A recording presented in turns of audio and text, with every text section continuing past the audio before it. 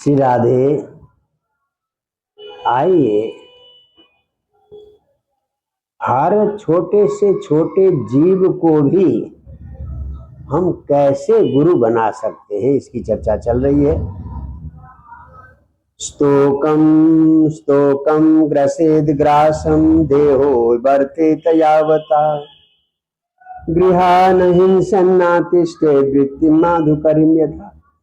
यानी भौरे को भी दत्तात्रेय ने गुरु बनाया। भौरा हर फूल में जाता है, थोड़ा थोड़ा फूल का रस लेता है, तो उस फूल को नुकसान या परेशान नहीं करता, थोड़ा थोड़ा लेता है जिससे उसका शरीर चल जाए। तो संत को, योगी को, महात्मा को भी गृहस्थ के यहाँ जाकर थोड़ा थोड़ा लेना चाहिए, जिससे कि उनकी आजीविका चले। गृहस्थों को अनावश्यक परेशान बोझ नहीं बनना चाहिए। एकदम स्पष्ट लिखा हुआ है, गृहान अहिंसन। घर गृहस्थी वालों को ज्यादा बोझ न देते हुए मधुकर यानी भावरी, मधुकरी करते, जैसे भौरा थोड़ा थोड़ा लेता है वैसे ही थोड़ा थोड़ा लेना चाहिए। अणुभ्यश्च महद्भ्यश्च, ठीक उसी तरह से बड़े से बड़े शास्त्र हो या छोटा शास्त्र हो, उससे कुछ जो रहस्य की बात, ज्ञान की बातें बोलनी चाहिए, सारा शास्त्र नहीं। वो जैसे पुष्प से भौरा लेता है वैसे ही सारे शास्त्रों से सारम आदि, शास्त्र का सार लेना चाहिए। सारा शास्त्र हम ले ही नहीं सकते, तो भौरे की तरह हमें बड़े या छोटे सारे शास्त्रों का सार लेना चाहिए। तो इस प्रकार से भौरे को यहाँ पर गुरु बनाया। अब मक्खी को भी गुरु बनाया, भौरे की जाति है ये भी। देखिए, सायंतनम स्वस्तनम बान संगृणीत भिक्षितम, यानी संत को, महात्मा को कल के लिए, शाम के लिए, सुबह के लिए भिक्षा में मिली हुई वस्तु का संग्रह नहीं करना चाहिए। मक्खी कभी अपने लिए संग्रह करती है क्या? जितना मिला उतना पा लिया, जितने से पेट भर गया जय श्री राधे। तो शाम के लिए या सुबह के लिए वो संग्रह नहीं करती। तो इसलिए ये मक्खी से ये ज्ञान प्राप्त, देखिए एक छोटी सी मक्खी से भी ज्ञान प्राप्त किया। और दूसरी होती है मधुमक्खी।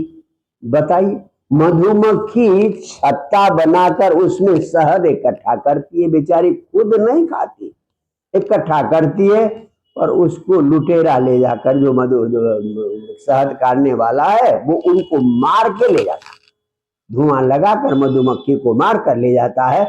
आप संग्रह करेंगे तो आपके पुत्र पुत्री या बंधु बांधव या कोई सरकार या कोई चोर डकैत आपकी संपत्ति ले जाएगा, न तो आप उपभोग कर पाएंगे। हैं? तो इस तरह से, इसलिए मधुमक्खी की तरह हमें धन संग्रह नहीं करना चाहिए। तो भ्रमर से शिक्षा ली, मक्खी से शिक्षा ली और मधुमक्खी से भी शिक्षा ली।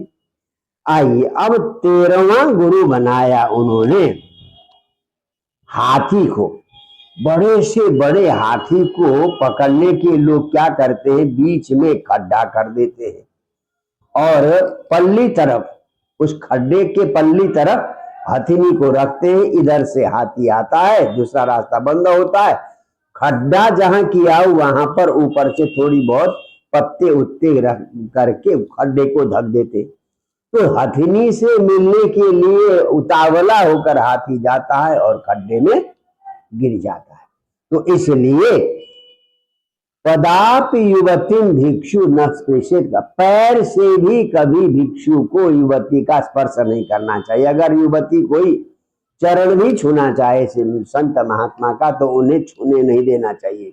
गजब की बात कही है कि दारवी मती, केवल औरत नहीं है, लकड़ी की बनी हुई भी औरत हो तो भी उसका स्पर्श नहीं करना चाहिए। स्पृशन करीब बद्यत, ये भी लकड़ी की बनी हुई हाथी होती है। अब बेचारा वो हाथी सही हाथी समझकर जाता है और खड्डे में गिरकर नष्ट हो जाता है। तो स्पृशन करीब बंदित करिण्या अंग संगत, तो करिणी से, हथिनी से मिलने के उतावलेपन में वो पर लकड़ी की हाथी को ही हथनी को ही हथनी समझकर खड्डे में गिर जाता है और मनुष्य के बस में आता है। इसलिए हमें पैर से भी लकड़ी की हाथी को, लकड़ी की स्त्री का भी स्पर्श नहीं करना चाहिए। नाधिगच्छेत् श्रियं प्राज्ञ करहिचिन मृत्यु मान्य। और कहते स्त्रियों के चक्कर में, यानी स्त्री को पुरुष के चक्कर में, पुरुष को स्त्री के चक्कर में कभी पड़ना ही नहीं चाहिए। बोले क्यों? बलाधिक सहन्येत। जैसे अगर एक हथनी के लिए दो हाथी लड़ेंगे तो जो बड़ा हाथी होगा, ताकतवर हाथी होगा, छोटे वाले हाथी को, कमजोर हाथी को मार डालेगा, हाँ, तब जाकर हथनी से मिलेगा। वही मनुष्य में भी है। स्त्री के चक्कर में जो आजकल जो कॉलेजों में, यूनिवर्सिटियों में लड़कियों के चक्कर में बच्चे पड़ जाते हैं, युवा पड़ जाते हैं, तो आपस में एक दूसरे का सिर फोड़ना, हत्या करना, मारना, ये सब आज भी चल रहा है। तो इसलिए जो बलवान है वो निर्बल को मारेगा। इसलिए युवती स्त्री के चक्कर में कभी नहीं पड़ना चाहिए। अच्छा, और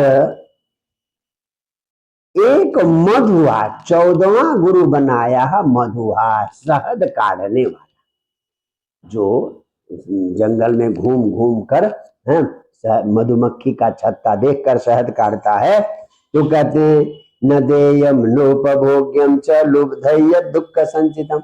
लोभी जो व्यक्ति है ना, वो बड़े कष्ट से कमाए हुए धन को न तो किसी को दे सकता है, न स्वयं उपभोग कर सकता है, न तो किसी को दे सकता है, बड़े कष्ट से कमाया है, खुद भी उपभोग नहीं कर पाता और किसी को दे भी नहीं सकता है। बोले कैसे? जैसे बड़ी परेशानी से पेड़ के ऊपर चढ़कर मक्खियों से कटवाकर जैसे तैसे मधु बेचारा वो शहद तोड़ने वाला शहद का छत्ता निकालता है, निचोड़ता है, छानता है और उसको कोई दूसरा ही ले जाता है, उसे तो वो शहद खाने को भी नहीं देता। तो यही कहा है सुदुखो पार्जित है। तो ठीक उसी तरह से गृहस्थी बड़ी मेहनत करके, कोशिश करके खेती करते हैं, बारी करते हैं, दुनिया करते हैं। और शास्त्र में कहा है भोजन से पहले आए हुए अगर कोई सन्यासी आ जाए, कोई ब्रह्मचारी आ जाए और कोई वानप्रस्थी आ जाए तो पहले उन्हें खिलाना पड़ता। बताइए कितने मेहनत करके गृहस्थ ने भोजन बनाया है, हाँ, और पहले कौन खाएगा? या तो बाबा खाएगा या ब्रह्मचारी खाएगा। अपना नंबर तो बाद में आए ना आए कोई भरोसा ही नहीं। तो इसलिए संग्रह व्यक्ति को करना ही नहीं चाहिए।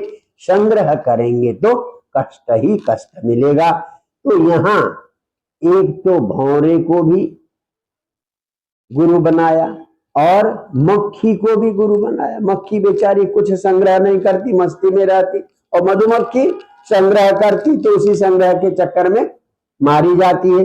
और तीसरा बनाया हाथी, हथिनी को पकड़ने के चक्कर में खुद खड्डे में फंस जाता है और मनुष्य के बस में आता है और काम करता है।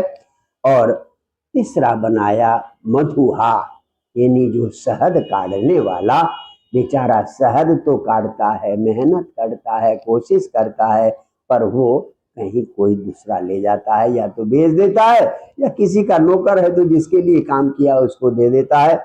तो इसलिए संग्रह न करें। ये दत्तात्रेय ने गुरु बनाया। तो अब तक हम 14 गुरुओं की चर्चा कर चुके हैं। इसमें मुख्य रूप से 24 गुरुओं की चर्चा है। अब 10 गुरु और है। जय जय श्री राधे।